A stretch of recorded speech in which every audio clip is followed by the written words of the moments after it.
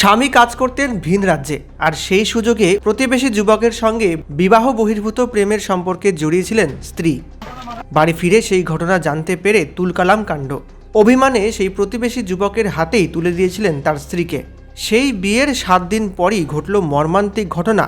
স্থানীয় সূত্রে খবর, নিজের প্রাক্তন স্ত্রীকে খুন করে থানায় হাজির হয়ে আত্মসমর্পণ করেছেন অভিযুক্ত যুবক। শনিবার সকালে রক্তমাখা পোশাক এবং হাতে একটি ধারালো চপার নিয়ে প্রায় 1 কিলোমিটার রাস্তা হেঁটে থানায় আত্মসমর্পণ করলেন ওই যুবক। থানায় গিয়ে ওই ব্যক্তি জানান তিনি তার স্ত্রীকে খুন করে আত্মসমর্পণ করতে এসেছেন। এই চাঞ্চল্যকর স্বীকারোক্তির পরেই পুলিশ নড়ে চড়ে বসে। জানা গিয়েছে, ধূপগুড়ি রায়পাড়া 2 নম্বর ওয়ার্ডের বাসিন্দা শ্রীকান্ত রায়ের সঙ্গে কয়েক বছর আগে বিয়ে হয়েছিল সোমা রায়ের। বিয়ের পর থেকেই বিবাহ বহির্ভূত সম্পর্ক নিয়ে স্বামী স্ত্রীর মধ্যে ঝামেলা ছিল। এই পরকীয়া বিবাদ নিয়ে পাড়ায় একাধিকবার সালিশি হলেও লাভ হয়নি কিছুই। 7 দিন আগেই প্রেমিকের হাতে তুলে দিয়েছিলেন নিজের স্ত্রীকে। সেই অনুযায়ী গত কয়েকদিন ধরে সোমা তার প্রেমিক চিরঞ্জিতের সঙ্গে বসবাস করছিল।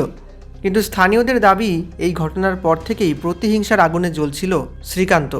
শনিবার সকালে আচমকাই একটি ধারালো অস্ত্র দিয়ে চিরঞ্জিত অর্থাৎ সোমার প্রেমিকের বাড়িতে চড়াও হন এবং ঘরে ঢুকে সোমাকে লক্ষ্য করে এলোপাথারি কোপাতে শুরু করেন বলে অভিযোগ।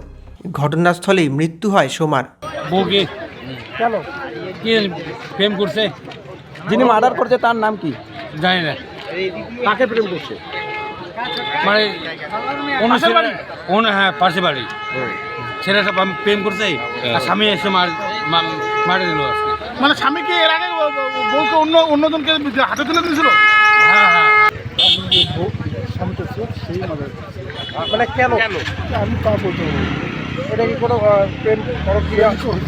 ওই পাশাপাশি ছিল একটা মরা ছিল, তখন ওই বিয়ে করছে। ওর বউকে কি কিছুদিন আগে বিয়ে দিয়েছিল কারোর সাথে?